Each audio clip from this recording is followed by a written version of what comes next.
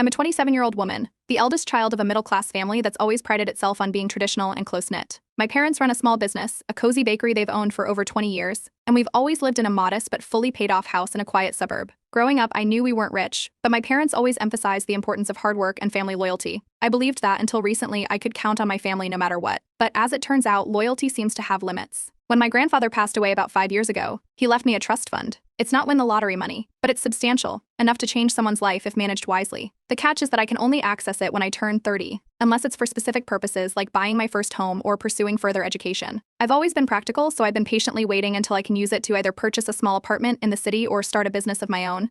It's been something I've looked forward to, a safety net and an opportunity to build something for myself. My brother Tyler is 25 and recently got engaged to Lauren, a 26-year-old woman who comes from a wealthier background. Lauren is the kind of person who lights up a room with her confidence and charm, but I've noticed she has a way of pushing boundaries that makes people either adore her or tiptoe around her. I was cautiously optimistic about her joining the family, until recently. It started at a family dinner a couple of months ago. Lauren, in her usual polished and bubbly way, brought up my inheritance. It wasn't subtle. She mentioned how lucky I was to have something so significant waiting for me and asked what I planned to do with it. I explained my ideas, a small apartment, or possibly starting a business. I kept it vague because, honestly, it felt strange to talk about my finances so openly. Lauren smiled and said, almost jokingly, that it would be so helpful if I used the money to support her and Tyler's upcoming wedding or maybe help them with their future plans. Tyler laughed it off, but there was this awkward moment where Lauren just stared at me, as if waiting for me to agree. I didn't. My parents jumped in, saying it was my money and my decision, but Lauren kept going, suggesting that family money should benefit the whole family. I brushed it off at the time, but something about her tone didn't sit right with me. Over the next few weeks, Lauren's comments became more direct. She started pulling me aside during family gatherings, asking me to reconsider how I planned to use the trust fund. She suggested it would be much better spent helping her and Tyler buy their dream home. She even framed it as a way for me to invest in the family's future. At first, I politely told her no, explaining that the trust had specific conditions and that I had my own plans. But she didn't seem to take the hint. Tyler, to his credit, apologized on her behalf a couple of times. But then he started saying things like, I get where she's coming from, or you're in a great position to help. It wasn't outright pressure, but it was enough to make me uncomfortable. What really surprised me, though, was how my parents reacted when I brought it up. Instead of shutting the whole thing down, they seemed